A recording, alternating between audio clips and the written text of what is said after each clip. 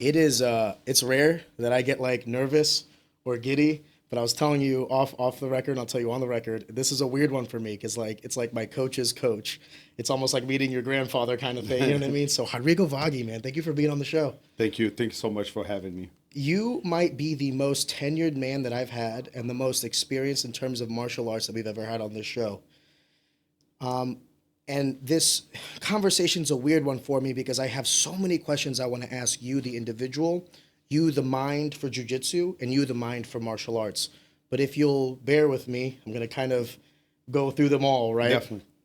Before we even start, the main question that I was thinking about when having you is, how do you view jiu-jitsu? Is it a martial art? Is it a way of life? Is it your business? When you think of jiu-jitsu, how do you view it at this point of your life? I think the today definitely with the past with the time I definitely changed my view as part of I need as a business, but I think for me I still struggle because for me always being a martial art, always being the passion for me a martial art, but at the same time a way of life more because the way you relate it to people, especially if you create a good surrounding now with good people and things like that, you definitely create a bond. And I think that for me always being in the center of everything. Business always came much later. I think even on that side, I never been the best into that because I'm very proud with what I do and I don't give things easy. And in the days that we live today, I think doesn't fit as well for business. It's a changing time. Yes, it's like, these days is like, if you require, now when my time was, hey, this guy is really trying to achieve the top or trying to be the best he can. And have few exceptions because have guys who the life maybe don't fit that those goals. But it's considered today, he's sandbagging. No, this guy is driven to be a world champion. To be a world champion, there is conditions and there is commitments that you need to make it to get there. So that's not in any sport. I think that's not for everybody. Yeah, and jiu-jitsu has changed a lot throughout the years. I know that in the 10 years that I've been training, jiu-jitsu went from a factor in mixed martial arts to now, I would say that it's never been more popular. It's never been more mainstream. You're starting to see leagues dedicated to just jiu-jitsu, not just like the tournaments of old that have always existed, but now you're getting, the UFC is doing a branch off of just grappling. Yes. And I think it's beautiful. I do. But I was wondering from when you started, because you were originally under Rickson Gracie, correct? Yeah, when I started, Master Helio still supervised the class. I started under, we're talking about some of those schools that you look as like, wow, what a hole. And that's where I started. Was under a rowing stadium. As a favor, was like in a very dark back underground, because Jiu-Jitsu had no recognition at all in Brazil. Some other martial arts, especially judo and things like that, always been big in Brazil. Well, they're also Olympic sports. Yes. So it makes sense. Yes, in Brazil always did well, so it was always that kind of, you do well, you get popular on TV and things like that. And so Jiu-Jitsu was looked like as an outcast, kind of like, he does Jiu-Jitsu. But nobody really knew it or what it was. I went through find out basically through a friend of mine who told me, let me show you some moves. And he was doing, at the time, with one of the Gracies they used to teach in a mall. And I've been doing judo for many, many years. And then I was like, oh, wow, I want to learn some of this. How old were you when you and your friend first started doing, like when your friend was like, hey, let me show you some moves that I learned? How old I think were I you? was like around 13. Okay, so just fresh teenager. Yeah. Okay. Yeah. And you had been doing some judo prior because that was a much more popular martial art. Yeah, judo was like, like a normal off school. It's like karate in the States. Yes. Everyone did it. You know, karate was in Brazil, né? Because Brazil, we were very lucky in a sense because previous Second War and after or during, a lot of immigrants, we have a lot of immigrants coming to Brazil. So we had a lot of a good opportunity to have directly from the mainland with from Japan teachers, and they were teaching in Brazil the way they teach in Japan, what today wouldn't cut. Like my. What do you mean by that? Forgive me. Because the Asian culture is a much more Stoic, disciplined, yes.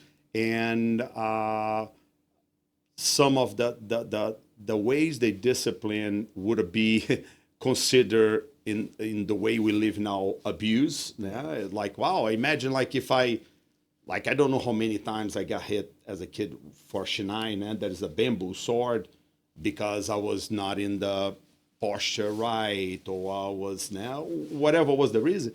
If I do that today, I got a lawsuit. You got a lawsuit, yeah.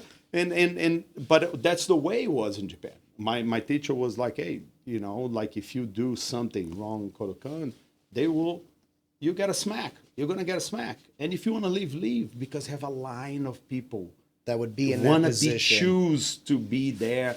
So it's a very different perspective. Did you feel that weight when you say that there was a line of people that would choose to be there? Did you feel that weight when you were in there, being like, "Oh, I'm lucky to be here"? I felt that I was lucky, but at the same time, when my teacher that was in Brazil, he lived in Japan. He was a Japanese champion and all that.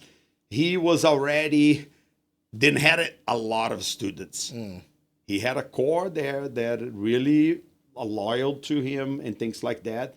And he was very dedicated to the people that he feel really are passionate for it.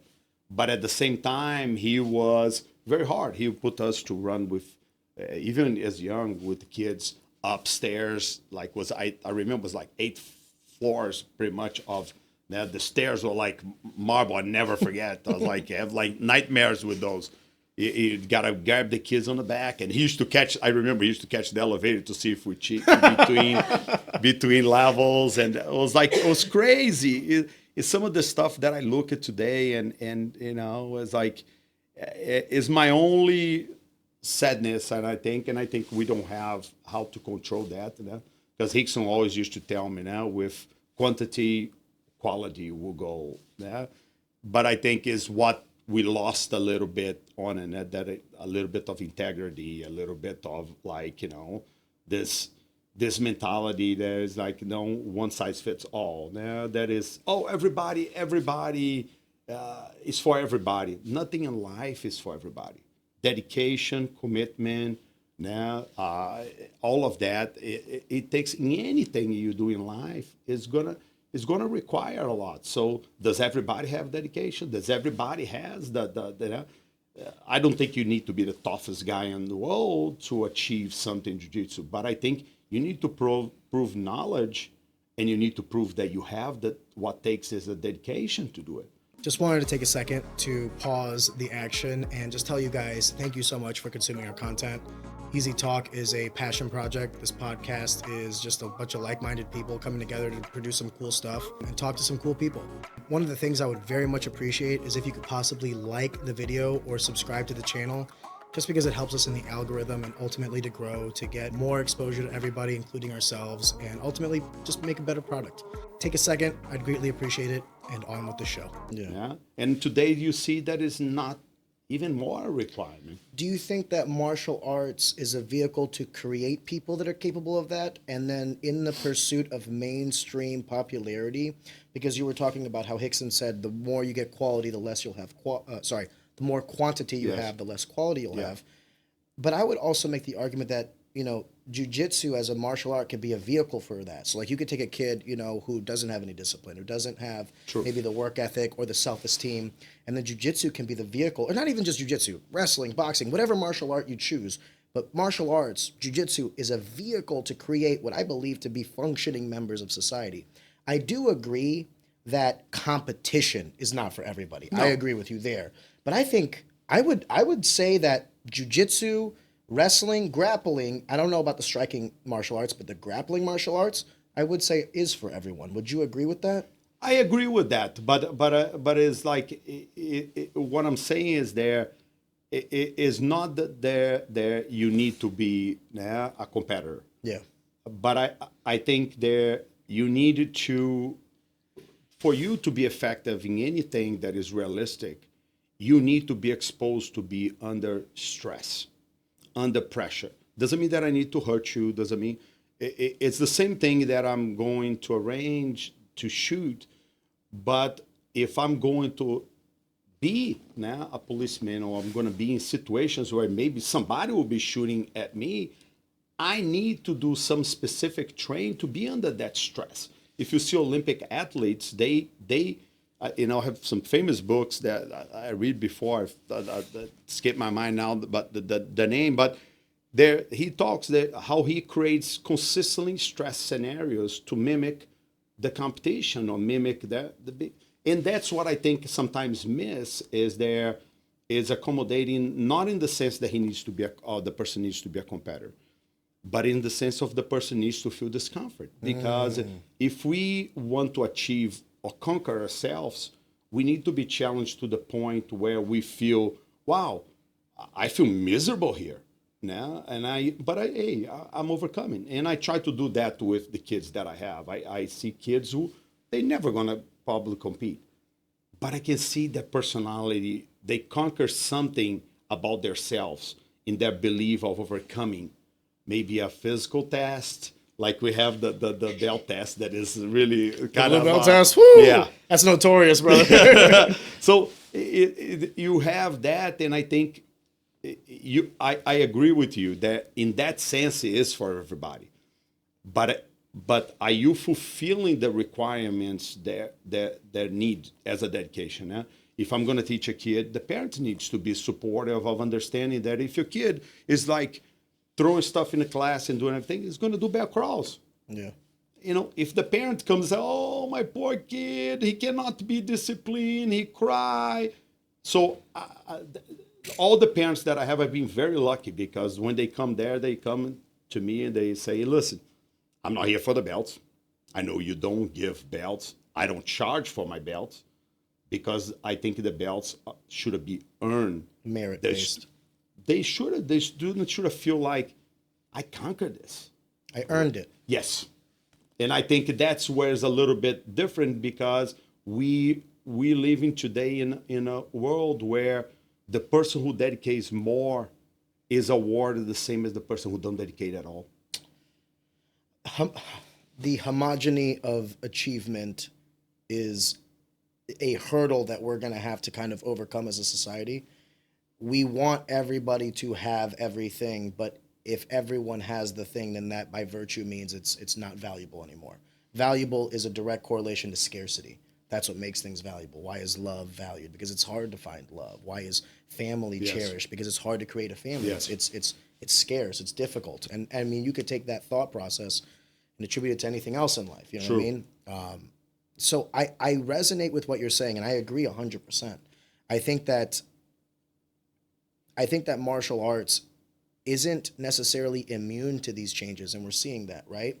But then how do you tackle Jiu-Jitsu as a sport has never been more popular than it is today. Yes, true. From the days when you first started to today is like night and day difference, right? Yes. I mean, it's globally accepted as one of the premier martial arts. Yeah.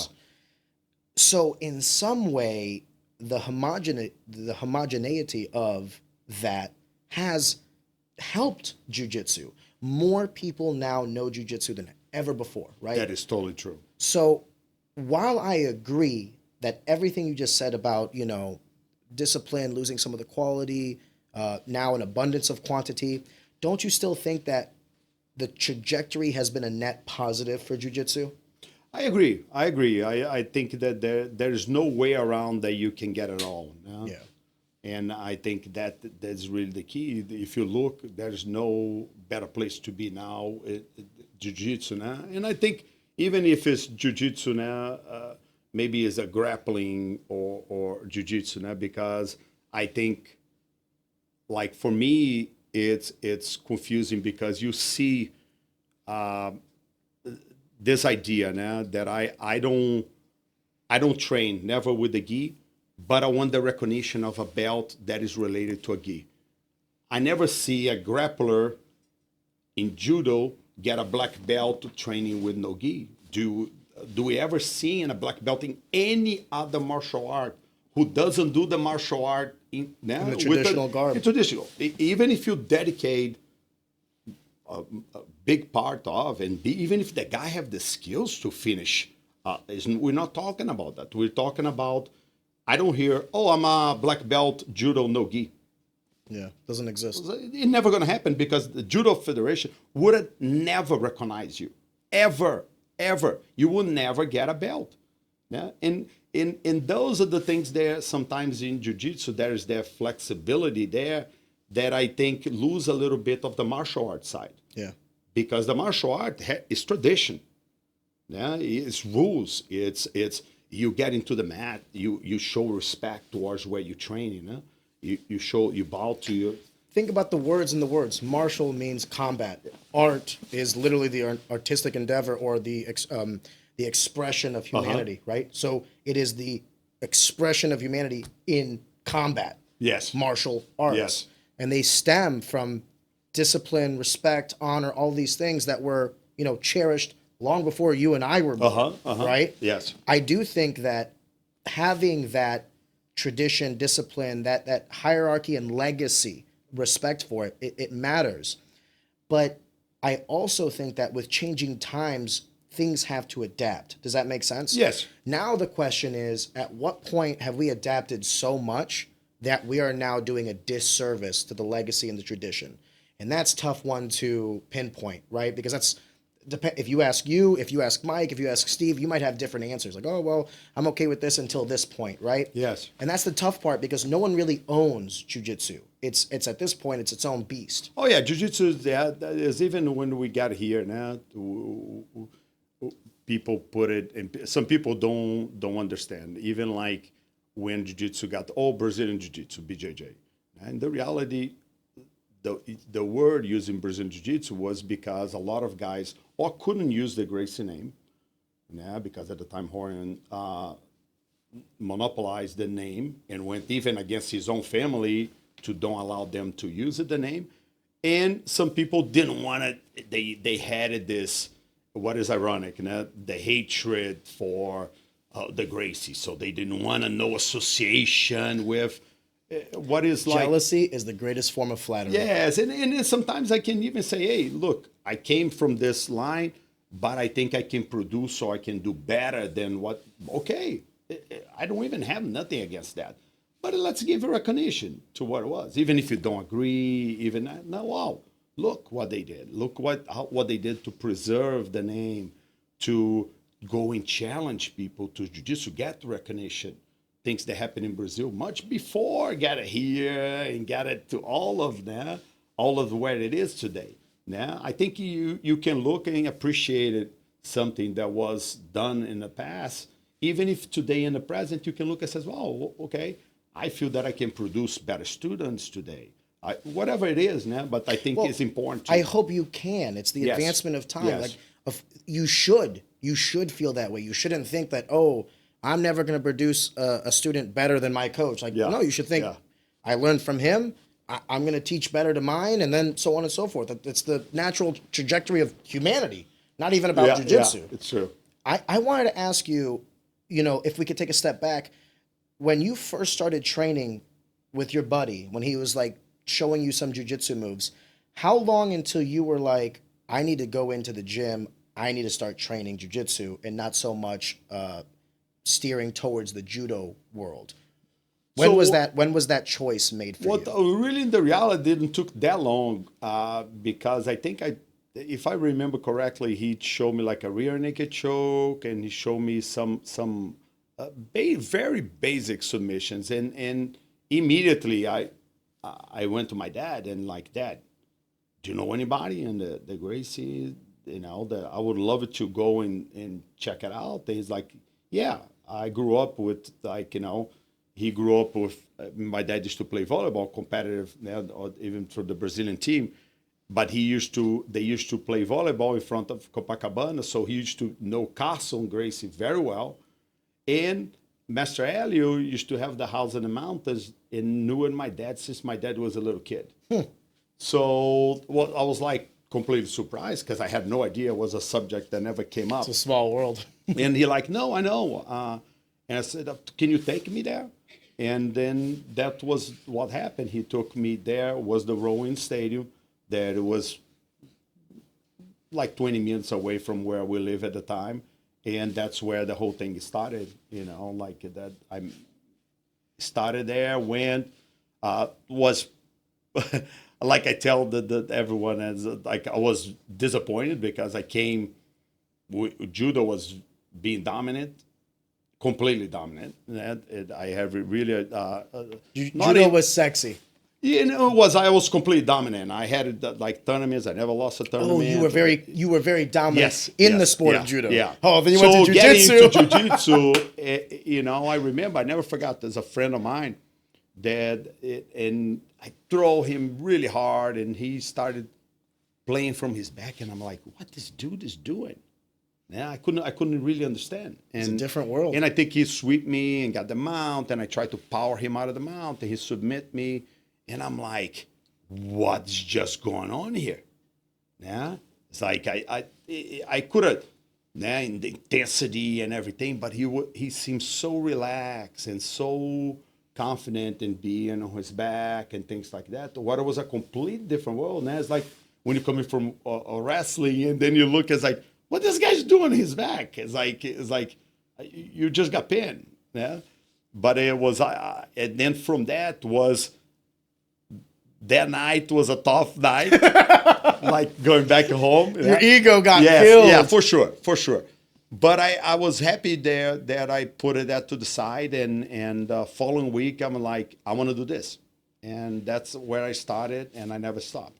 So from about 13 years old to today. 14. I started with 14 because I was completing 14, and then I started like I said, like used to be so underground there. Even the gyms at the time that Gracie had it used to be favored. Like, oh, you go there because they always had a great relation with people who work at the government or work police chiefs and things like that. So it used to be, they let us stay in the rowing stadium. Then we moved to a club. It was a soccer club. And then we moved to high school. There was a building in the entrance of the high school, and there stay forever until like a couple of years ago, where they moved. No? Judo, when you started judo had this path, this succession to more and more prosperity and success. You could go from like high school, college, whatever, all the way to the Olympics, so to speak. Jiu-Jitsu didn't have that trajectory, didn't have that path. Mm-hmm. When you switched from judo to jiu-jitsu, where was your mind with where this would lead? Were you just so focused on this is a craft that I want to learn more about? Did you ever in your wildest dreams when you started think that you would then create a business from this, that you would be able to sustain yourself? Oh, no. I never even thought of before about teaching jiu-jitsu, ever. That was never even crossed my mind because in Brazil to teach anything like that you won't be able to have a life. Let's say that. You won't be able to support yourself. There's not enough money in it. There's not enough money. Especially at the time, there was zero. Like you will be, just saying there, when had the schools now had 3 schools, the jiu-jitsu in the world. There was Carlos Gracie, Copacabana had the Gracie Bar. There was Carlos Gracie with all the machados, hands over, and our gym. There was Master Helio, Royce, Hoyler, Hickson. Hickson runs all the classes and all that, But that was it. Yeah, like there's not a lot of other options, really. What was the structure of the class like? Because you're talking about you have Hickson there, but you have also other brothers. Uh-huh. Was there a hierarchy of coaching? Was everyone the same level? How did they handle? No, it was Hickson. Hickson was will always run the class unless he couldn't run the class. He will make all the calls. He will do it, whatever the class was. And Master Ali used to sit a lot of times in the chair and be on the corner and watch it or give a couple pointers and things like that. But that's always the image that I always had it with him, because he was, even as a kid, I tell my guys all the time that, because when I was younger, I thought, man, he's picking on me all the time. It's like, and later I had a huge appreciation for him correcting me or calling me on it because I was using too much strength. I'd say, hey, you got out of this position, go back to it. And I'm like, man, it's like picking on me. It's like, couldn't look for anybody else in the room, nah? Because when you're young, you don't really understand that sometimes people who pushes you is because they really care about it. Yeah, they really want you to see you succeed and be the best you can be. They also see something in you.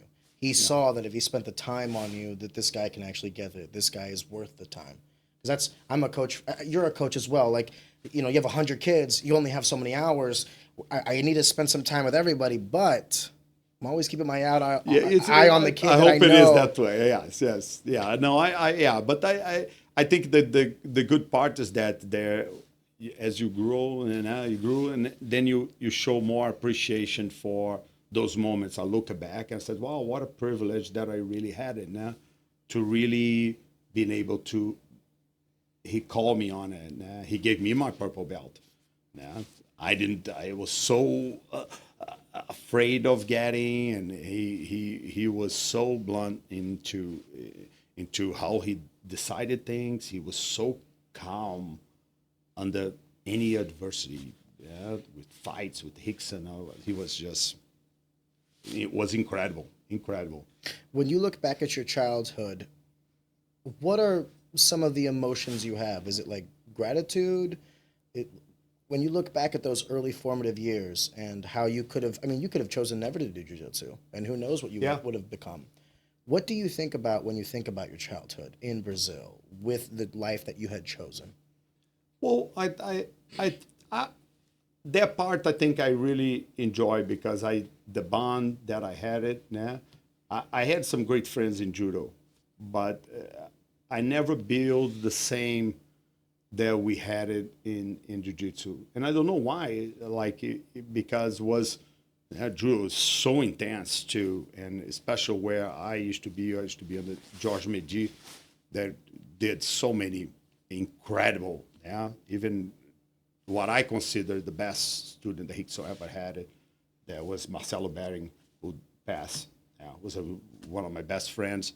Rest in peace. Yeah, so he was incredible. He did a Medi too, but Medi was very traditional. And when he found out that I was doing jiu-jitsu, he was mad with me. Why?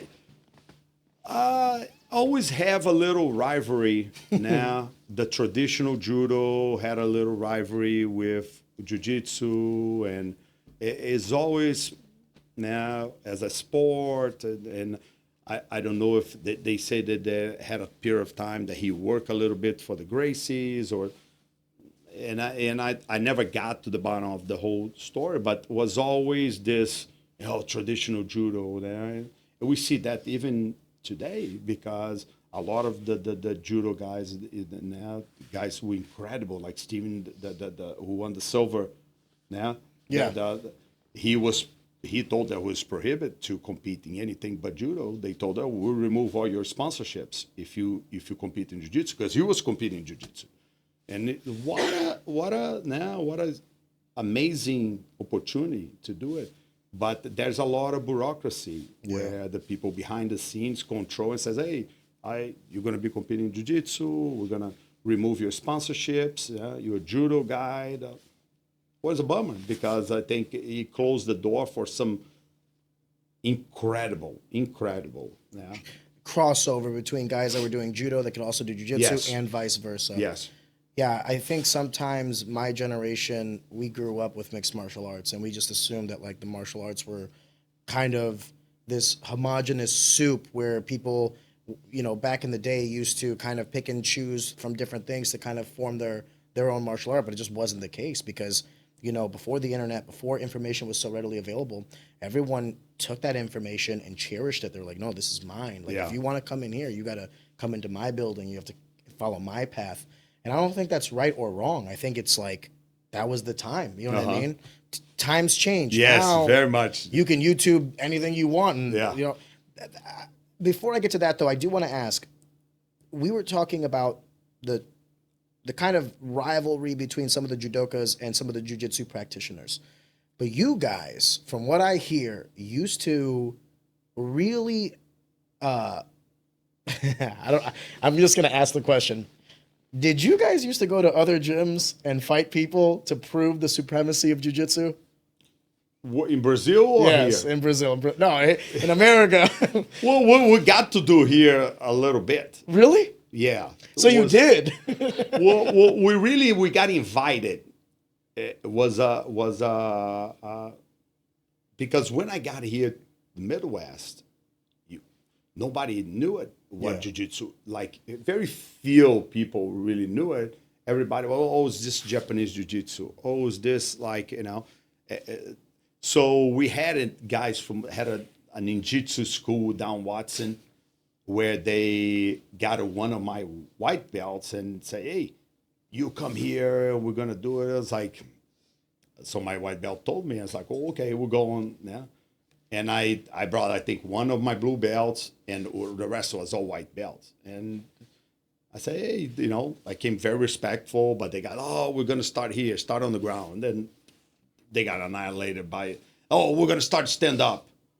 Okay, make no difference. Then it's like, oh, but if you do that, I could scratch. I'm like, okay, no. You scratch my arm. Yeah, I'm not break your arm. Yeah, it's like, you're not scratching. Do you understand the hierarchy of how this happens? Like, okay, scratch me. So Let's see it where was this a goes. funny time because people didn't have it. I think that's why you mentioned even with Jay D'Amato, he was ahead of a time knowing what jiu-jitsu was and things like that, because the large majority here had no clue at all. I had so many people walk into school, and I didn't realize how blessed I was with the early coaches that I had, because the hierarchy of the training. So like my first coach was Jay D'Amato, who trained directly under Unao, who trained directly under Bruce Lee. Specifically, they did a lot of Jeet Kune Do, a lot of parry drills, a lot of hand-to-hand combat. However, even Bruce Lee understood before his passing the importance and the effectiveness of jiu-jitsu. And when I would train with Jay did a great service to me. He said, hey, listen, I know you're a wrestler. I know you're, powerful and all these other things. But if you get on the ground with these guys, they're going to grab your limb, and I don't care how strong you are. So in a lot of ways, Jay already knew where my head was at, that I wanted to compete. And he already knew that, like, okay, if this guy wants to do this, I want to make sure he does it right. So I was very lucky. And then moving from Jay to Mike Rogers, who trained under you, who you then trained under Hickson, I didn't realize it at the time. I was like 20, 21, 22 years old, the lineage of who I was training under.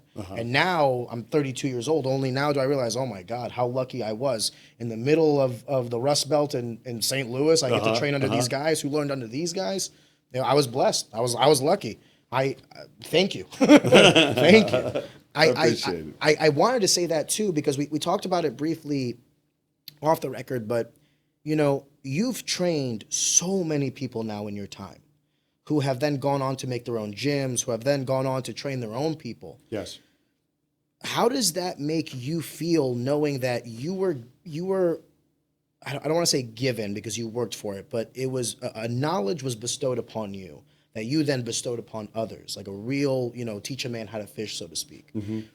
When you look at, the fighters that come up from the guys that you have trained, is there some sort of pride that accompanies you? Do you feel like you're separated from that? How do you view the guys from like St. Charles of May, or the guys from Burgers, or the guys from wherever? You know what I mean? Because they've also trained people who have opened up their own gyms now, right? Definitely. I have a relation difference with guys who like, like Mike, like example. Now, Mike, it's my brother. Mike's been with me since day one, and I have Todd Fox, and I have now some of the guys who are still, many, they're incredible, who are, they always, and I think that's when you even ask me about jiu-jitsu now, what meant to me and things like that. That's a huge part for me, the loyalty and the friendship and that goes in both ways. Yeah, is because nothing in life is one-way street. Yeah, so I think that's one of the biggest gratitudes that I really have. But like I look with Mike, always trying to uplift or Todd or how or many. I have so many. I don't want to miss anybody's name because I have guys from out of state, like incredible people who've been 20-something years with me, always being loyal, had opportunities like Mike. I remember, especially I mentioned them here because there was the structure where I started. Yeah? And when we started, we had a lot of people who wanted to have what we had. That bond, the friendship, the competition. We had Brian Guidry, we had many. And then we used to be like, people come in like, oh man, I opened a gym for you. Here you go, $5,000, and meaning Mike, people would go to the guys that were training under you and yes, saying, like businessmen saying, hey, I want this. I'll fund it. I'll create the promoter. I want you to coach yeah. it. And then they were like, I'm good. Yeah. Mike especially, because Mike never got offered to everything. To, oh man, come here. I'll open a school for you, and there's a Gold's Gym in downtown. And at the time, I think was Randy Green. He used to do events at the time. Who put some of the great events MMA here, where Steve fought against Jeremy Horn and oh man, now we're talking about throwbacks. Mike fought the kid. I forgot his name. But he fought in Japan, and he beat most of the black belts. He beat Khalid Ismail. He beat everything. Mike fought against Stibling, or Alex Stibling. It's widely regarded that Mike Rogers could have made a run for it, but when I talked to Mike even said himself, he's like, I wasn't ever really a fighter. He's like Steve Berger. Mike is possibly, if not the most talented individual like physically gifted, mentally very tough, but he never had that passion to take it. Yeah. If Mike would have taken seriously MMA, he could have got whatever he wanted. Mike was like, like I remember when he fought Vernon White, that we went King of the Cage, and Mike called me and says, well, I have a fight. It's like, when, Mike? He's like, well, I have a fight in a month. I said, okay, what weight? 205. And I'm like, what?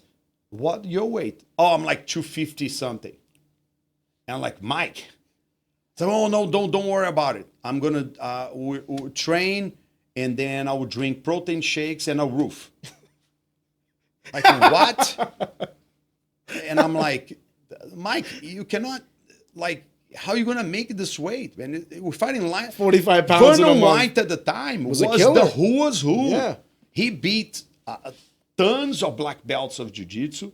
We are going to San Diego to fight them on a lion's den there on their turf. Yeah?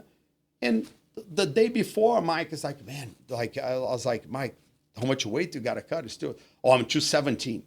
That's the night before. He got to make 205 the next morning. Another 12 pounds, Jesus. And he makes 203 point something. Wow. Yeah. And he had it in the guy's hometown. I split decision in Vernon's White.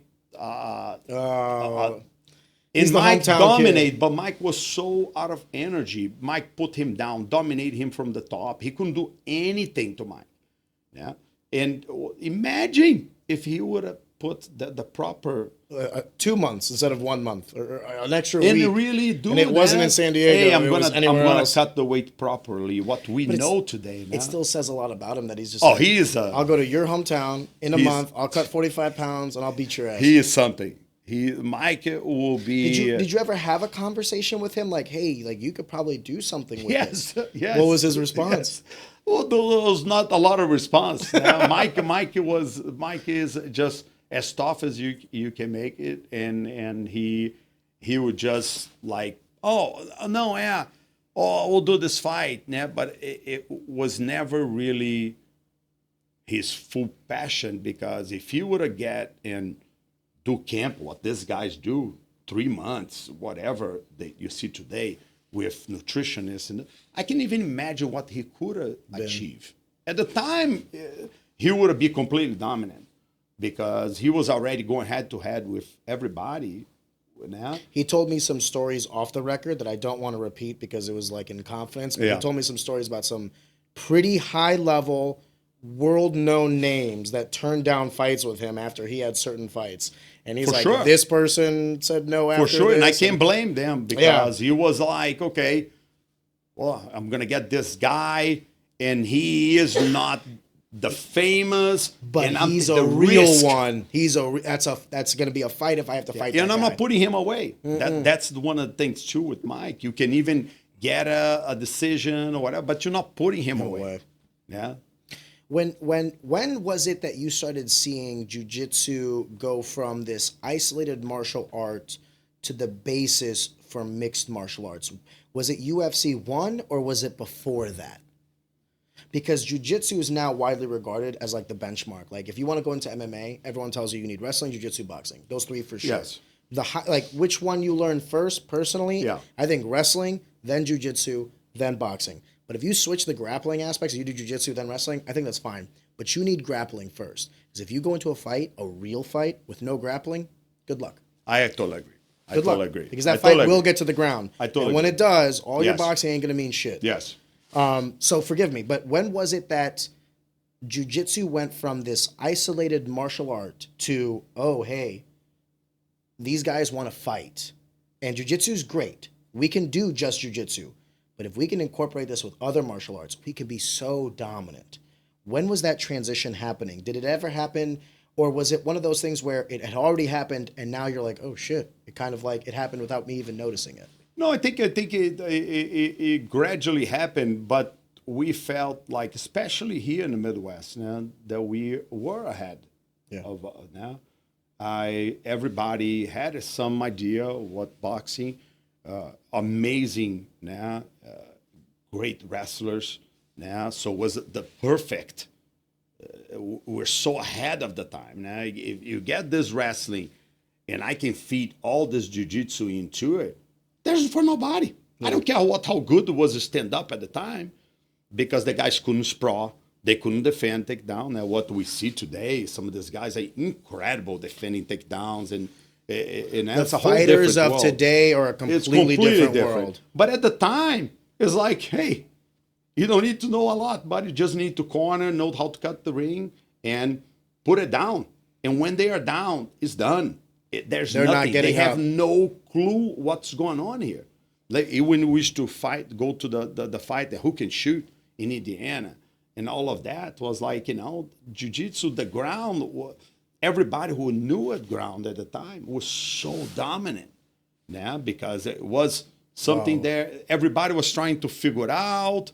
We didn't have the access that we have today, like now for information, videos. Some people might go to those fights, and that's the very first time they're noticing that there's a ground game. Yes, they could go to those fights and go, "What the fuck is that guy doing?" Well, I had he just beat the shit out of the big guy. What just happened? Yeah, like people have no idea what it was a triangle. Like, well, why this guy tap?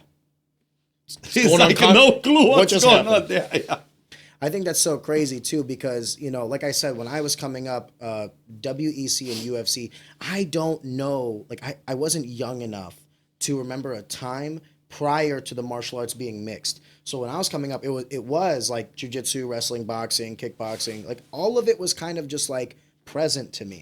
I can't imagine a world where people just don't know how to defend themselves. Does that make sense? Yeah. Do you remember what it was like before you knew jiu-jitsu and contrast that to after? Because I used to think that I was so confident with my wrestling, right? I was like, if anything ever happened, I can take somebody down, I can hold them down. You know what I mean? I thought, I was like, I can take care of myself. It wasn't until I went into Jay's gym for the first time that I was like, I am a child. And if this guy gets a hold of me, he's going to treat me like a dad. You know what I mean? What was that like for you prior and after? I mean, you spoke on it briefly saying like the ego got killed. But how confident did judo make you compared to the confidence you have from jiu-jitsu? Very different, because I think the jiu-jitsu, you have the contrast there. You are not only gaining that confidence of learning the submission holds and all of that, but you have that test mentally, because you're going to be exposed to those submission holds. So it's what I tell even my guys. It's like, I'm not asking for you nothing that I hadn't done. So I'm requiring from you the same things you are requiring from me. Yeah, this thing that is nobody likes to tap, nobody likes to be in those situations, but we all overcome, we all learn, yeah, and that's why being surrounded by a good environment is such an important thing. But in judo, I had it more like would be the same as I think I can relate a lot to wrestling, because now the pinning is the final. Now judo, you do a ippon, could be a final throw, but the objective is to immobilize and hold it there 20 seconds, and you have the It's not the end of a real fight. It's the end of the competition. yes. And you thinking, oh, I'm there and I put the pressure and this guy's miserable, he will tap. But then you go to jiu-jitsu and the guy's there, okay, This sucks, but horrible, whatever, but he's squeezing, he's trying to come under you, and you're like, oh, I thought this is done. Yeah, and that's what I kind of related before, because then you're like, okay, no, has much more here to go. yeah. Now, when you come from judo wrestling, your main goal is to now maybe you get points, but it was to pin, put it there, and it's done. Hey, man, I put you on your back and I pin you and it's done. See you next year. But jiu-jitsu was a never end. Yeah? The end is the submission. Yeah. I always just looked at jiu-jitsu as an infinite ways. It was a martial art where there were infinite ways to lose. Mm-hmm. Where wrestling, they had to dominate my body. They had to control my hips. They had to pin me to the ground. Mm-hmm. That was like, I'm controlling you. Jiu-jitsu's like, okay, don't give me the arm. I'll take your neck. Okay, don't give me your neck. I'll take your leg. Yeah. Okay, don't give me your leg. I'm going to take your body. I'm going to squeeze you with a figure four, and then give me whatever it is that you want me to break or submit you in however way. I just looked at jiu-jitsu as like, okay, they're not trying to dominate me. They're trying to dominate limbs, positions, awareness. Like, okay, we're fighting, but if I get my arm broken, now I'm 3 limbs instead of 4. How long can I survive until I'm dead? It was such a weird way, because every other martial art I learned, including boxing, I looked at it as like sport. Mm-hmm. Jiu-jitsu was the one where I was like, this is like life or death. Uh-huh. You know what I mean? Like when I tap, what is a tap? Tap is like, okay, don't break my arm. Uh-huh. Tap is don't squeeze me until the life is drawn. Yeah, and it is a very different feeling now. Like it's that you being pinned is not great, but you being submitted, it's a whole different mental challenge. It's now. Absolute. You know what's different too? The pin and every other thing. So like if you get knocked out in boxing, the ref comes in. If you get pinned, the ref did. The shitty part about jiu-jitsu is really true. No one taps for you. You have to like. I never thought about it that way, but it's a great point. You gotta be the one making that decision there. Now, you can't say, "Oh, the referee stopped too early." How many times have you heard that? Oh, I wasn't pinned, or I was still there. He didn't. No. You know exactly. It's a great point. No one knows more than you how that position felt, because you chose to end it. You gotta be the one. That's giving. It was something that was foreign to me too, because like I was a tough guy. You know what I mean? Like you had my arm, and they were so nice to me when I first started training, because I was so like mentally like I'm never gonna give up. And then Matt was like, "Listen, I'm going to break your arm. I need you to tap." And that's when it clicked to me. I was like, this guy's being nice to me. Yeah. This guy, if he wanted to, could have destroyed my body. Yeah, just hurt for no reason. And it was like, okay. And that's what's such an important thing, to have good people. Yes. Because the good people will guide you to that understanding, instead of trying to hurt to say, "Hey, man, I'm trying to give you a way here to understand this." Now. But if you keep persisting, you're going to end up getting hurt. I'm going to have to show you. Do you think that there are bad actors in jiu-jitsu? And I don't mean in the sense of like trying to hurt people, but we were talking about the legitimacy and like the legacy of like the Gracie family and their lineage, the people that they taught, you being one of them. Jiu-jitsu now has gotten to a point where, and I don't want to say this because I'm not a black belt, So everything I'm about to say, I hope everyone understands that I have reverence for it. But like, people now will have to say, I'm a black belt under so and so. I'm a this teacher black belt. Yes. Where the black belt before, I don't think you necessarily had to say that. The black belt was kind of like a testament unto itself. Jiu-Jitsu is one of those rare sports where I love the quote, like, the mat will show you what belt you are. You know what I mean? I totally agree. When you look at some of these black belts, brown belts, purple belts, even blue belts, what do you think about the belting system in jiu-jitsu as a whole? Do you think that it's becoming what karate was, where they're using the belts as this, I hate to say it this way, but like this business transaction where Oh, for sure. people For sure. like the stripes. For they sure. like the belt. It For keeps sure. them in the gym, keeps the money flowing. I think that's where we're talking about that idea. Nah? Oh, it's jiu-jitsu is for everybody. Nah? And should I give everybody access to do a jiu-jitsu or to start jiu-jitsu? And you shouldn't be required to be a world champion or compete, especially today, because compete an adult today, you got to be a professional pretty much. Some of these guys are training absurd amount of hours. I have some great students who compete all the time. Their level of dedication, and it is incredible. It is They're incredible. professional athletes. Yes. And so I think it's unfair to require that from a guy who has family and things like that.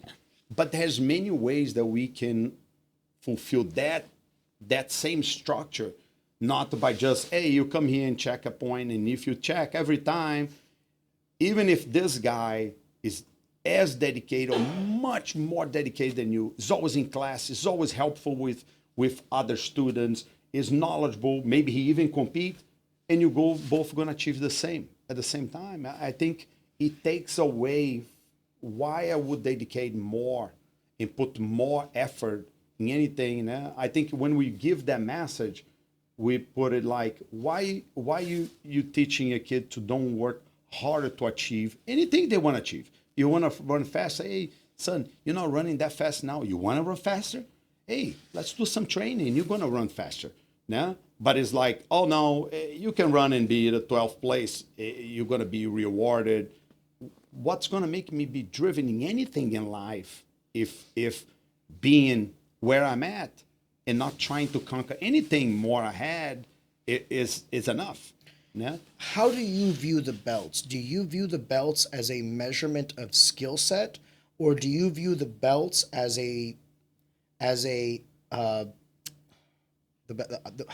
just gonna say it, the testament to their ability to live in jiu-jitsu? Meaning, I've seen guys get belted to black within 5 years, like Ezra, right? Yeah. And Ezra was a special animal. But then I've also seen guys that take like 15, 20 years to get a black belt. Now, they're both black belts. Yes. But when you look at the belt, how do you view it? Do you view it as like, this guy's a purple belt and he's 22 versus this guy who's a purple belt and he's 40? How do you view belts? I'm curious because I think they're, based on what you've said, the belts kind of serve multiple purposes. They can be a testament to skill set, obviously, but they can also be a testament to discipline, repetition, embracing jiu-jitsu. How do you view the belts? Is it a tool or is it a measuring stick? I think it is an important tool because I think everybody wants to feel that they are progressing. Now, otherwise, gets what they used to say. Oh, the guy's a white belt, and then one day he gets a black belt. That would have worked with a selective group that when jiu-jitsu started, Master used to have. Now some of the guys like to say, "Oh, you didn't used to have belts." Like, sure, but you look how many students he had like 10 guys. Because those guys will be there. It doesn't matter what, if it didn't exist belt or whatever. But when you're thinking about other people recruiting and bringing people into the martial art, they're going to be, it's like one of the problems that you see with Muay Thai.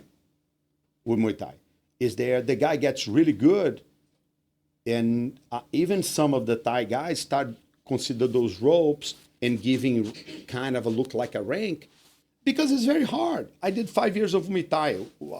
Walk this guy in the room, and unless we are fighters, what is my status here in this You class? can't tell the difference unless you're in there with me. Yes. And people want, I hate to say it this way, but people want the masses to understand without necessarily having to roll with each individual person at the gym. And I think the guy deserves a prestige into the group to say, hey, look at him here. Nah? This is a guy who win nationals or whatever, and he is this rank. He earned it. I think it is in some way important too. Nah?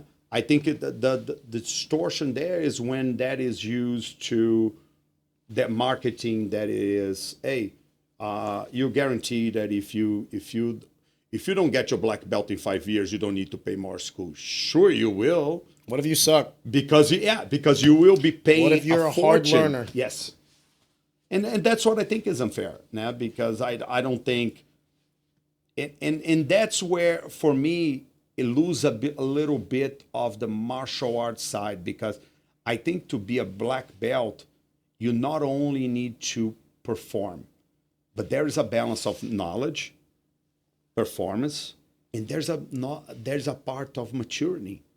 There comes with the time that you are in belts. So you grow as a person in now you grew in many different ways. It's like, everybody likes to call a master. I met, like, I can probably pick on my fingers people that I really say is a master. Because a master is not the guy who is in time in jiu-jitsu or in martial arts or whatever. I don't even care.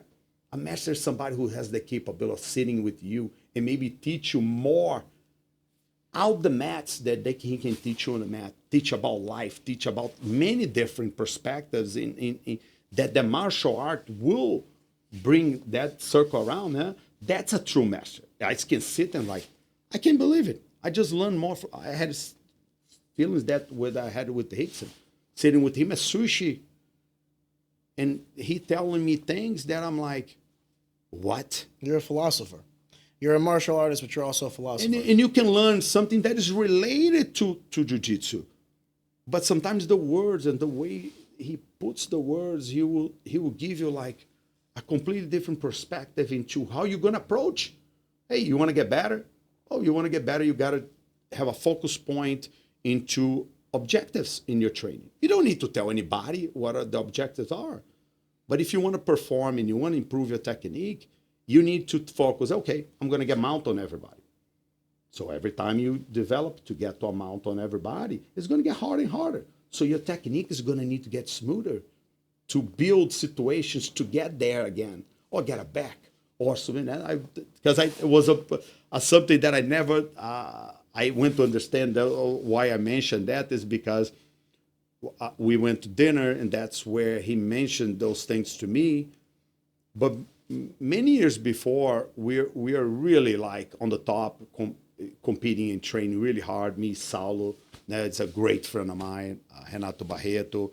There was to be the core there competing. Saulo even more because he was such an incredible teacher, but incredible competitor, and his level of dedication and all of that. But I remember Rickson coming to Brazil, and the room was only black belts. I think me and Saulo are the only brown belts at the time, and he's coming from US, and he looked and said, I'm going to submit everybody in armbar. And I'm like, is this a joke?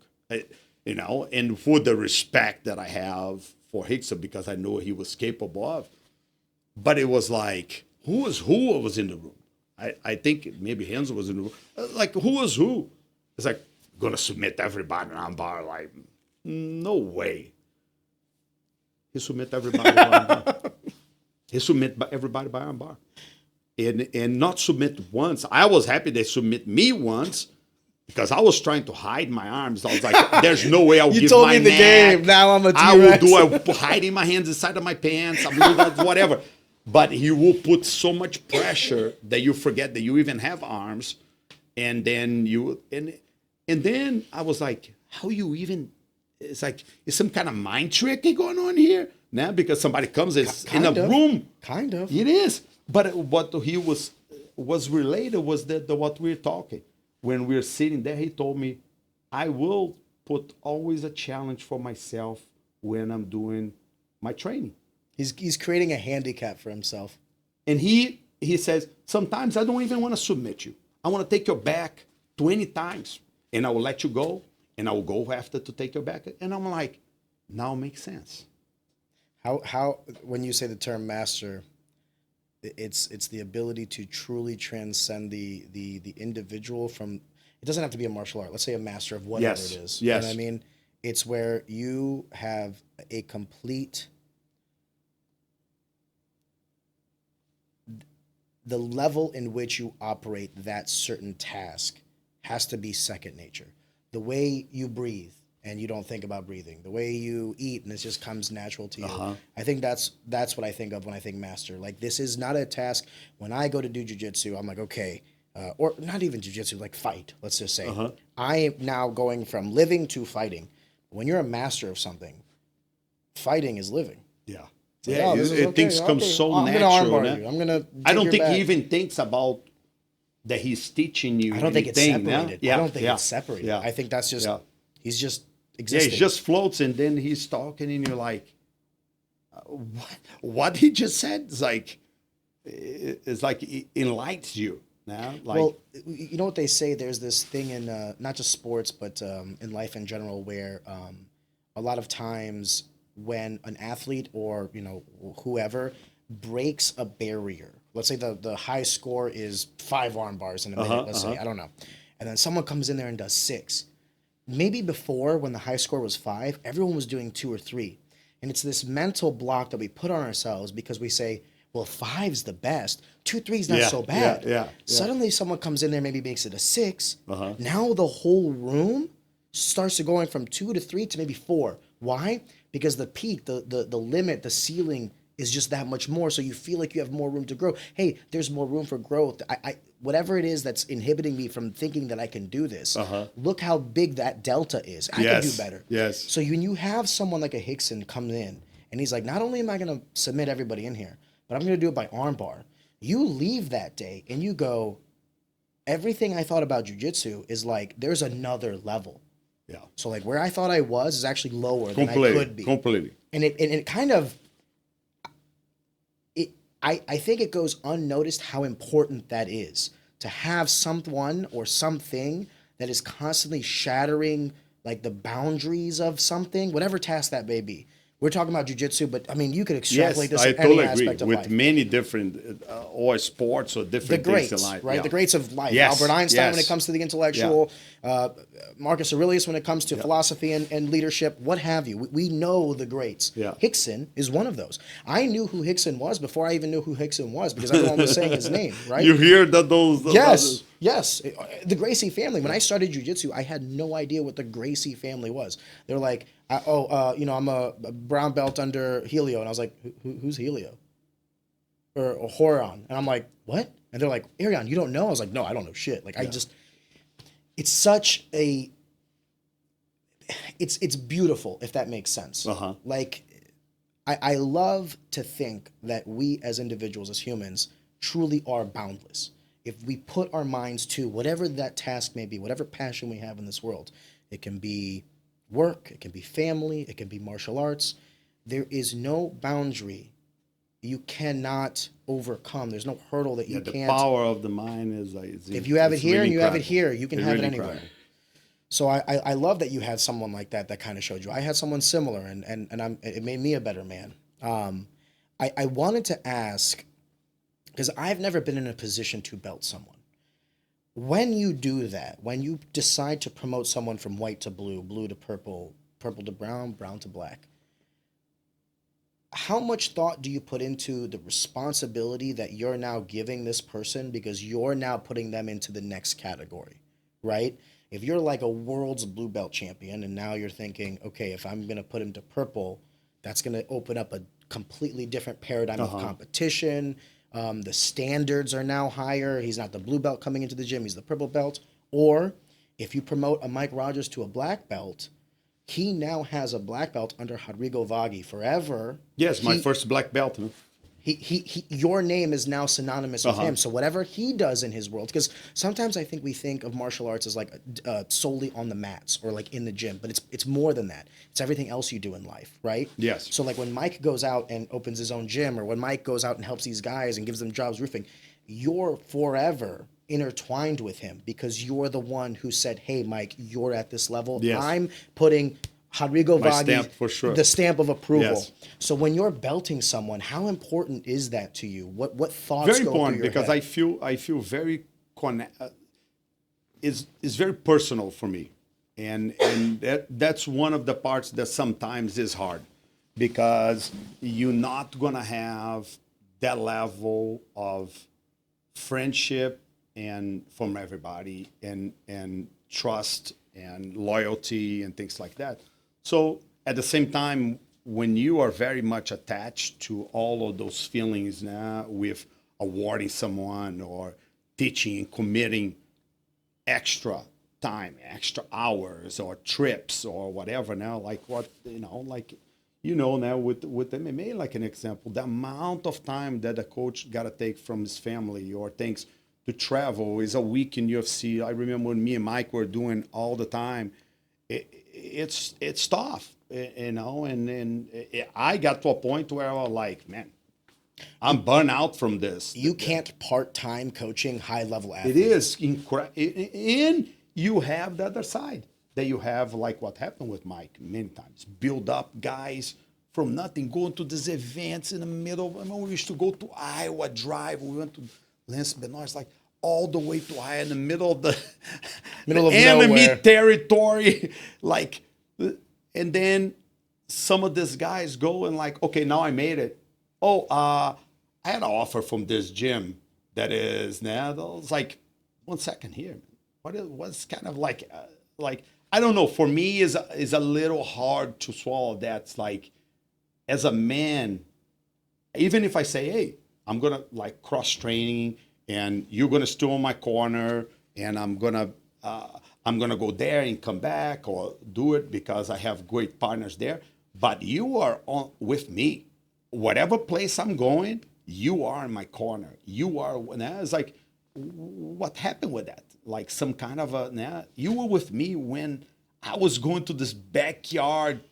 That I think it's business. Yeah. I think people, the essence of martial art is pure.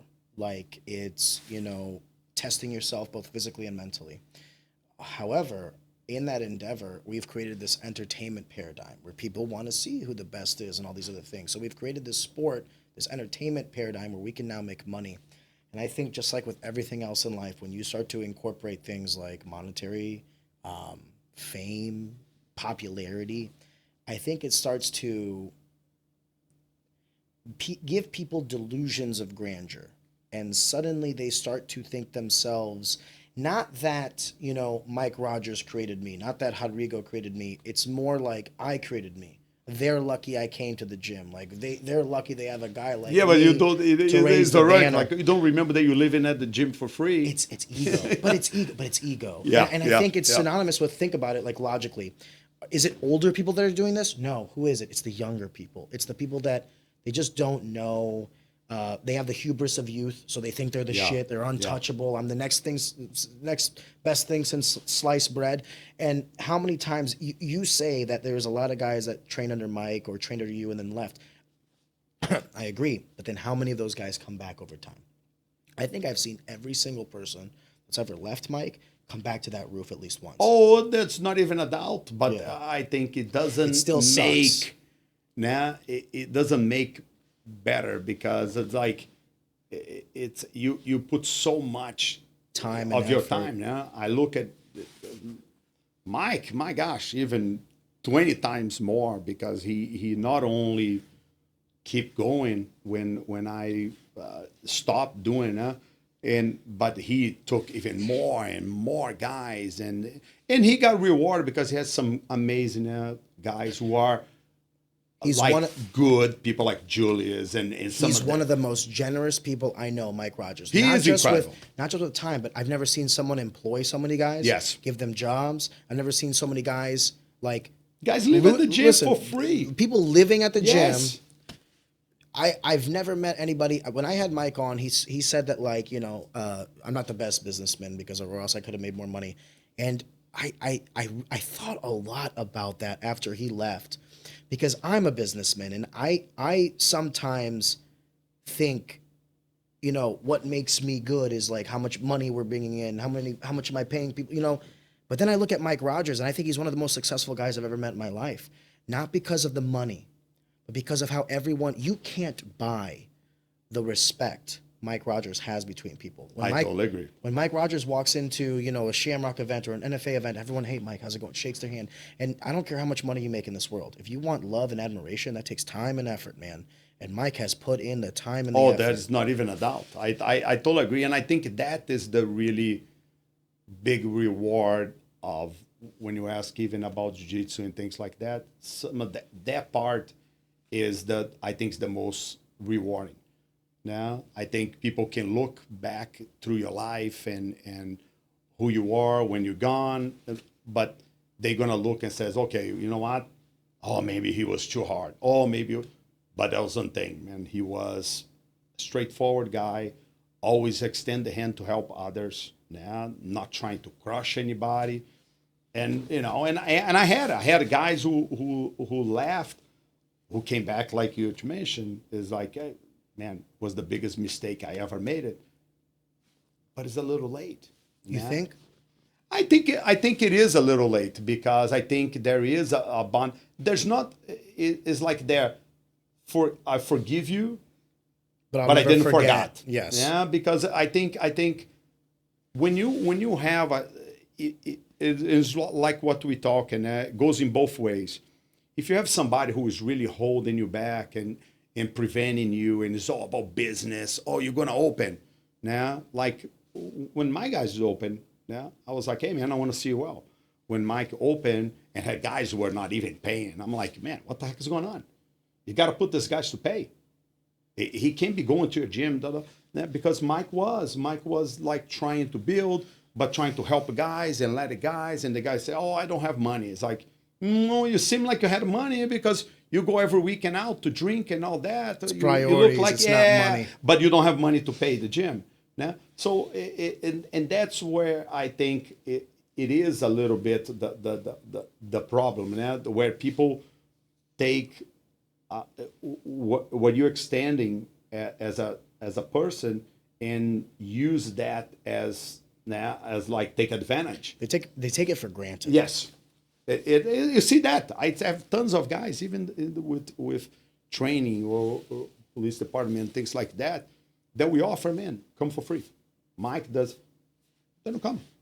Because maybe it's for free, so maybe it's not good enough. Like, it's a very weird dynamic. I was gonna ask you guys about that because I saw the post that happened recently about you guys, both you and Mike Rogers, going hand in glove and training a lot of law enforcement. Yes, it was very much a passion for both of us. Yeah. If we can, I want to come back to this, but I do also want to talk about because you guys have extended jiu-jitsu not just to the guys that want to do it for like a practice or they're coming seeking jiu-jitsu, yes, but you guys are also now kind of going out there and training people who might not even know jiu-jitsu exists, specifically the first responders like law enforcement. Why is that important to you to do? Is there some sort of an affinity that you have with law enforcement? Do you feel like you have a responsibility to train these people so that they can defend themselves? Why do you value this so much? I think the first was I have so much respect, and I had a great friendship coming into even when I got here, because one of the first ones to really help me to achieve was some of the police officers that I met at the time, and they wrote a letter. When you were starting your business? No, because when I moved here, I tried to get the they call the Visa O, that was the special athlete and applying for that you require letters of recommendation, awards of all the tournaments that you won before, and that was part of my applying to the Visa to justify when I got position. Here. Because when I came, I used to work in stock market. So jiu-jitsu was secondary to me. So I didn't know that about you at all. yeah, I did. I went You were a to. I was finance guy. doing law school, and I was going to. I worked for 7 years in stock market. I had no idea. No one ever told me that. Yeah, so jiu-jitsu was completely secondary to me. I never planned to teach jiu-jitsu in my life. So I used to teach in a Gracie downtown because it was close to my where I work for the stock market. So during my lunch, I used to run the classes there as a black belt. And I came to St. Louis in the reality to take a break from stock market. From downtown New York. I had no intent of teaching was- jiu-jitsu ever. Out of curiosity, forgive me for kind of deviating, but this is now, you know, you grew up in Brazil. Yeah. Now you're in the Big Apple. You're talking about Wall Street. Yeah, but we basically is Brazil now. So stock market is, we operate with all the banks here from JP Morgan. I used to operate with JP Morgan, all of them, Chase, yeah. because they move funds in Brazil and things like that. So, but it was a very different environment. And after many years, I think is even what we mentioned. And when you're young, is maybe all about that. I want to conquer my space. I want to make the money. I want to buy my things. I want to have my apartment, buy the car. And then after that period of time, I was like, in what? How old were you at the beginning of that 7 years when you were working for Wall Street? So I was on the 20s. Oh, you were I young, moved here. full of piss and vinegar. Yes. I moved here. I was 27 years old. So I was, I started stock market around 19 to 20. And as a way of making some money to pay my things going out and things like that. And then things went very well, but just was not the environment that I want to live my life. No. It's a very cutthroat environment. There's not a lot of friendship is a very relative thing. Everybody will be your friend until a client comes between or money comes between. For LA and New York, I like being there for no more than 48 hours. Yeah, it's a very touchdown. It's cool. Let's get back home. So what I think jiu-jitsu was, in a way, always was my passion, because I was doing at the same time, not as intense as I would have liked it, because it was not possible. I got there 6 a.m, and some days where the operations will close 6:30, 7 at night. And then I go to jiu-jitsu, do 3-4 rolls and go home. And the next day was the same thing. So, but at the same time was always there with me. And then when I came this opportunity that I was so burned out from not having vacation in stock market and all that, and jiu-jitsu show up, that was the opportunity for me to get out of that life and maybe do something that I would really could have make a change, could have do things in my way, could have teach people and make a good influence if that was possible. So and the rest is history. Look at you now. Look at all that you've created. We've kind of overlooked one thing, in that time frame, you also developed a family of your own. Yes. You have a son. Yes. And I'm curious, as a father, was there ever a point where you wanted to, because your son practices jiu-jitsu as well, you know what I mean? Yeah. Was that something that you wanted to happen? Was that something that just happened on its own? Because sometimes I'm going to have Joe Warden on with his son Talon. Yes. And I had talked to him last night, and he was like, well, what do you want to talk about? And I told him, I was like, I really just want to talk about, like, the legacy, right? Like, you have Joe, who did all the things in his life, and then Talon now, at 13 years old, winning this world tournament, like, second time in a row, right? It's monumental. It's crazy. It is. As a father, how do you feel? And that's kind of like what I want to ask you is, when you had that son, were your thoughts like, I'm going to mold him in my image? This is going to be little Rodrigo. Like, what were you thinking about the kind of father you wanted to be? I was opposite. I was the opposite on all that, because I didn't want him to be what I was. I want him to have his own options and not choosing them because he needs to please me.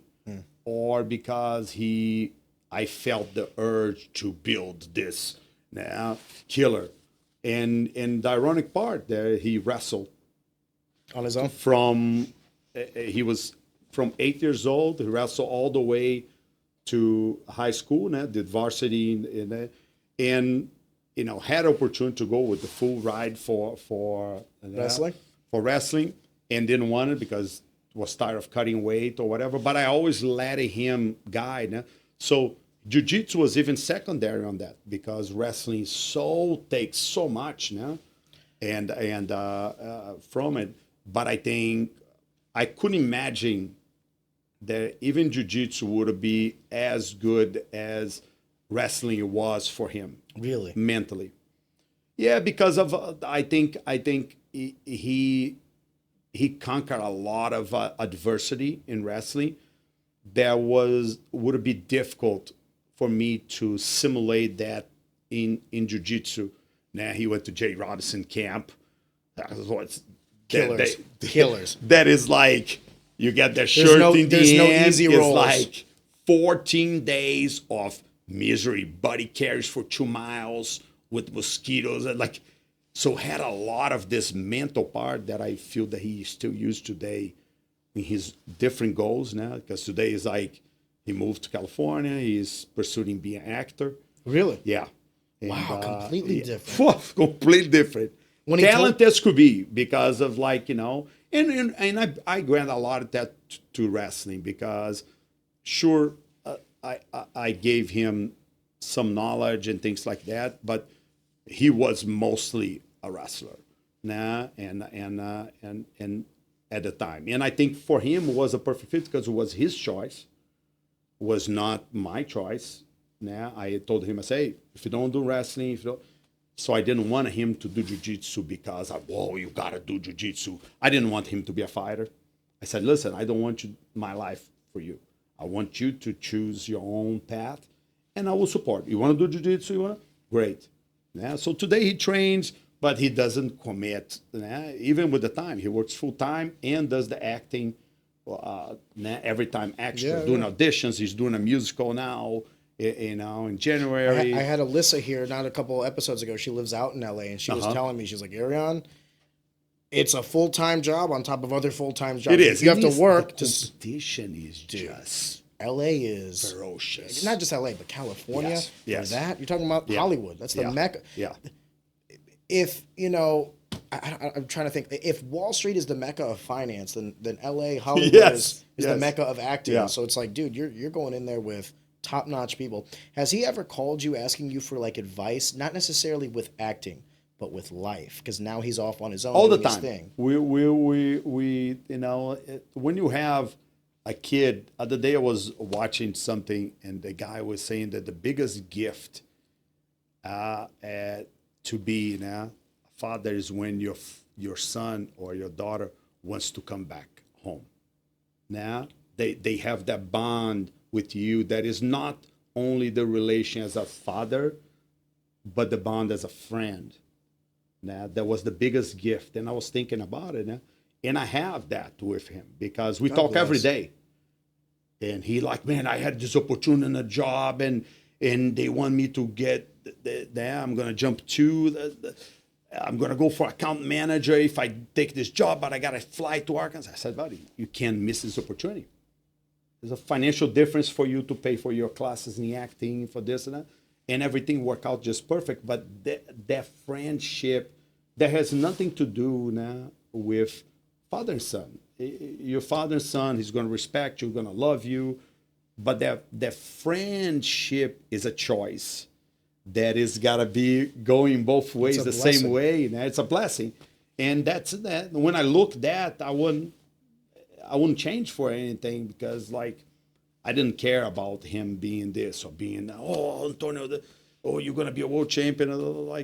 I could feel it that it was not his main passion.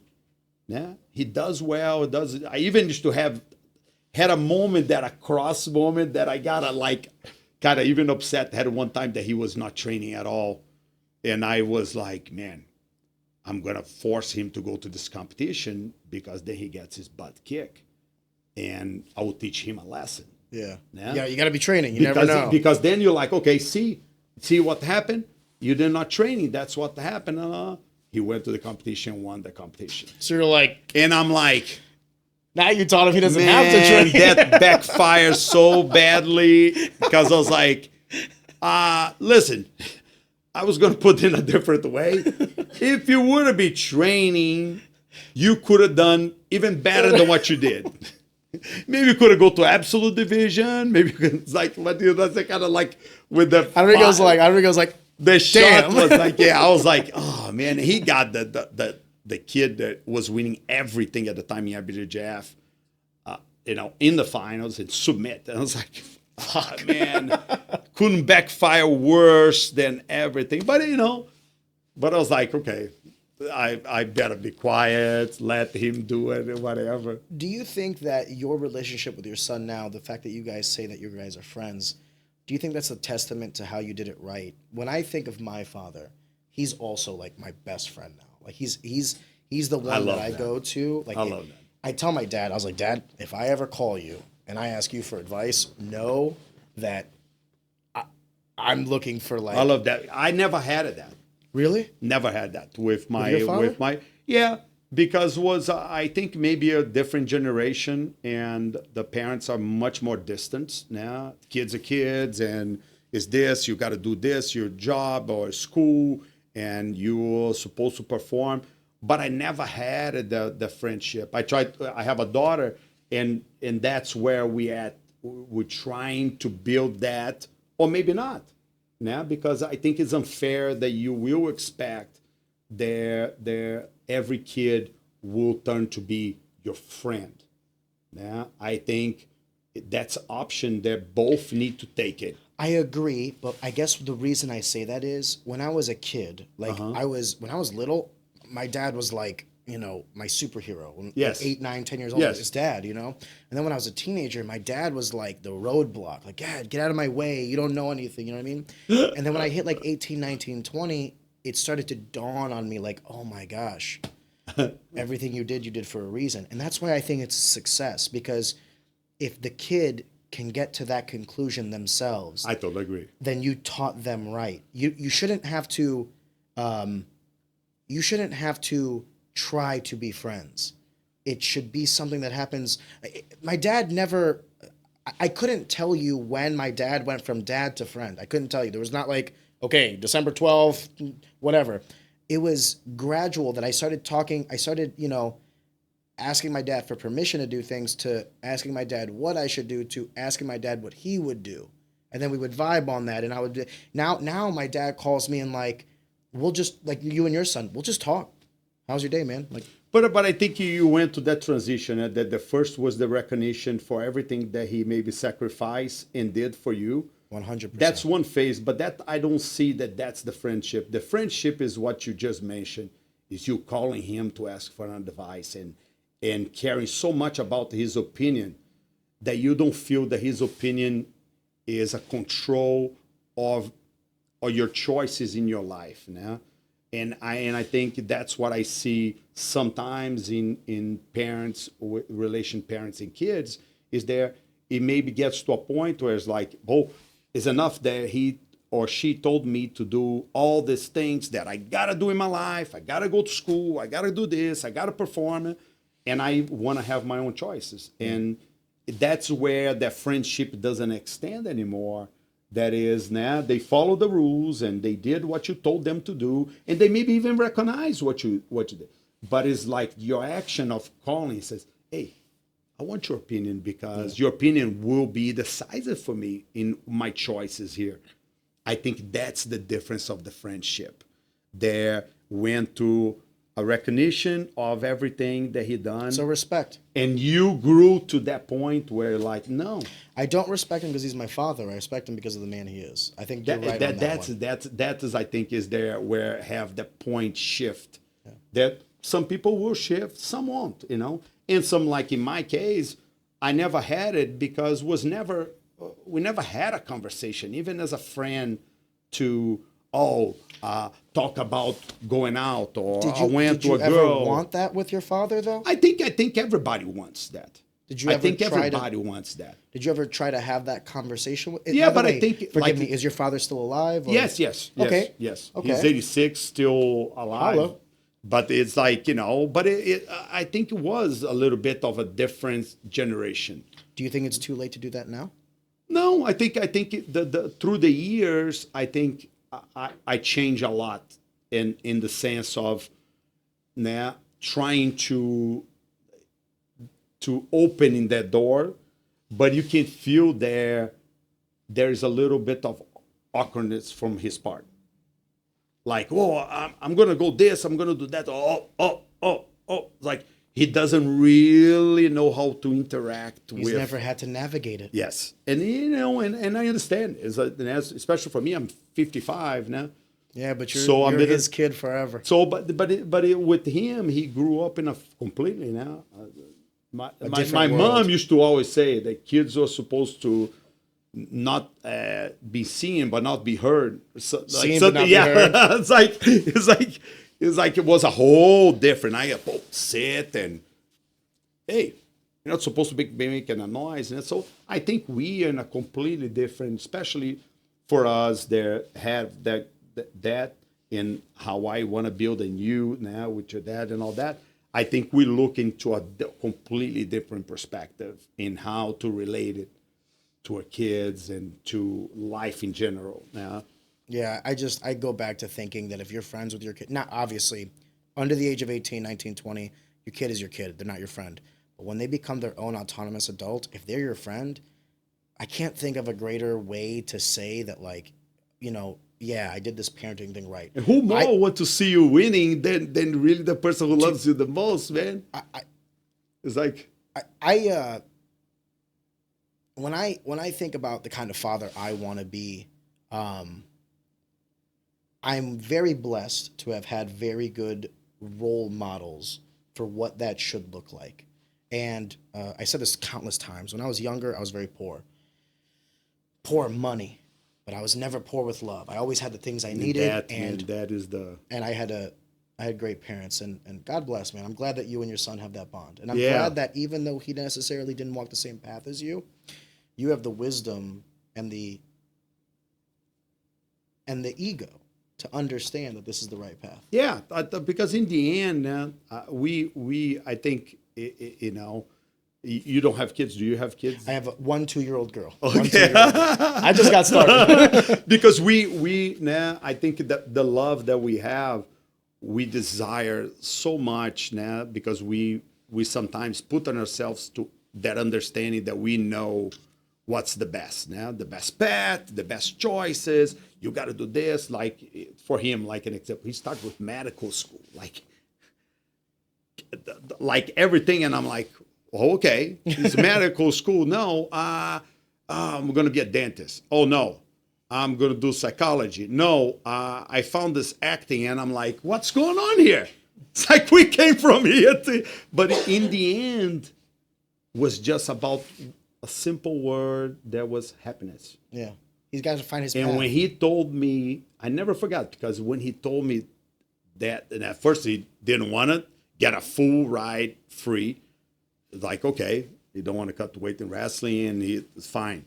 And then, I don't want to, I maybe want to do this or go here. And I'm like, now I want to be actor. And I'm like, I'm going to hold myself so I don't get out of the couch here.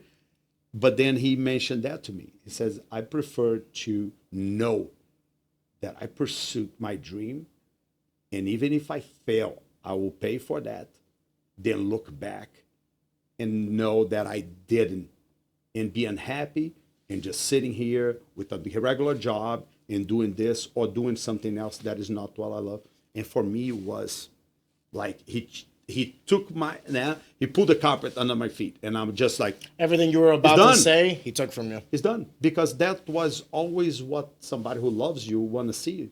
Yeah, is what they say is like that love someone truly is want to see their happiness independent of you being associated with their. Yeah? He will outlive you, so his happiness should not derive from you. Yes. That's that the natural was course. that was for me was a seal on it, and I was like, okay, I'm really now. I'm gonna miss this, but I'm so happy that he had it now, and wants to do that challenge because I know it's not easy. No, I mean it sounds, I don't know him, but it sounds like he didn't choose that on a whim. He wasn't like, this Yeah, is what I want to do now. something sparked there that was like went from, oh, do some theater because it's gonna be because you're always being quiet, kind of a shy. Now he doesn't stop talking. but it's That's gonna be a clip. but at the same time, now you it's like you see there's something there now that went to, they invited me to do theater. And I said, hey, that would be great because we'll take you out of the shell and we'll be good for a job interview. Will be good now because you're gonna social need skills. you're gonna be stressed now. It's those things that we talk. You put yourself in discomfortable situations. Is what the Hickson always used to tell me, nah? And I was like, sometimes you gotta put yourself there to overcome, build a new yourself, now build a new person that overcome that limitation that they thought that was that they never would be able to do it, And that's what it was like turned out to be. That to I fell in love so much that now I want to do that. I'm like, what I had done? Why did I suggest this? But then again, if it succeeds, I think Javier Milei had a good quote. He wasn't the one who coined it, but what's the difference between a genius and an idiot? Success. The tough part about that is, how do you measure success? Yes. Because what did I say with Mike Rogers? If you measure success by money, I don't know if you're necessarily measuring that success correctly. No, and I think that a lot of people say the same thing about my into that. How do you measure that then? Is it? I think it's a loaded question, by the way, because I think it depends on the circumstances. But like for yourself, how do you determine whether or not you are successful? You, Rodrigo Vaghi. I think for me, I measure the same way, and maybe not the smartest way, but I measure the same way that Mike. And I think that's why me and Mike have such a big bond. I know that there is, you got to have things in life because you got to provide. He has his kids, he has goals, and all of those things that you can escape out of that. And we all like to have a nice thing here, go there, travel. But in the other side, I think that would be the most important. I want to be remember a guy who was loyal, honest, a person that is not trying to step over others to achieve anything they want to. I think that for me will be what I would consider success. If people can look and say, I didn't like him, but I didn't like him for what? He was a little too hard. Okay. But he was a dishonest person, that he was trying to consistently put others down, or he extend the hand. And that's what I look at. And I think that's me and Mike have a lot in common on that, and that's why we have my gosh, 7 years of relation. Almost as long as I've been alive. Mike started with me in 98, I was born in 92. Yeah. So you see all that and through the years now. Many things that he did for me, many things that I did for him without zero expectation, just because who we are. He consistently calling me and stuff. I have this thing there. Do you want to do together? Or do you want to do it yourself? No, I want to do it together. Like, even with the thing with the police, he called me and was like, hey, I want you to do that. Why you don't do it? Like, no, if I'm going to do it, you're going to do it with me. Because it was not about, okay. This opportunity for me was about doing doing together, sharing more, sharing ideas, because I pick his ideas, he picked mine, and it's a consistently no ego learning and extending, and that's the best. I think that's really my goal, my vision, that where I want, what it will be happiness will be that. Rodrigo, I want to thank you for your time. I want to thank you for being on here. I had an idea of what the conversation would be like and where we would go. And, I also want to thank you for coming here and teaching Mike Rogers, because that act is your first black belt, inexorably changed my life forever as well. So appreciate it. Even though you didn't know it at the time. Yes, I was really happy to find out that was a really. Brother, thank you so much. Thank you so much for having me, and thanks for the. I hope this was fun. It was a lot of fun.